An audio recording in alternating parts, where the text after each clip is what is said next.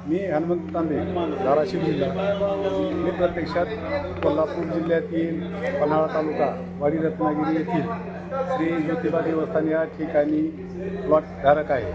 त्या ठिकाणचे प्लॉट शासकीय प्राधिकरणामार्फतीनं ॲक्विजिशन करून या ठिकाणी असलेल्या 93 प्लॉट धारकांना विस्थापित करण्याची भूमिका सरकारने घेतलेली आहे आणि त्या भूमिकेसंदर्भानं त्या विरोधामध्ये मी या ठिकाणी अंतरवाली सराठी येथे मनोजदादा जरांगे पाटील यांच्याकडे सदरच्या विषयाबद्दलचे निवेदन दिलेले आहे। त्या निवेदनाच्या अनुषंगाने दादांनी सांगितले की या विषयामध्ये मी स्वतः लक्ष घालतो, अशा पद्धतीची दादाची प्रतिक्रिया आहे। आणि आपल्याला सर्वांना या निवेदनाद्वारे आमची कळकळीची विनंती आहे की सरकारी डोंगर किंवा देवस्थानचा डोंगर एवढा मोठा असताना खाजगी प्लॉटधारकांना आणि त्यात गोरगरीब लोक जे व्यवसाय काहीतरी करू इच्छितात त्यांना विस्थापित करून त्यांचा व्यवसाय हिरावून घेणाऱ्या सरकारला आणि या ठिकाणी निवेदनाद्वारे असे जाहीर करू इच्छितो की आपण प्राधिकरणाची चांगली कामे निश्चितच करावी,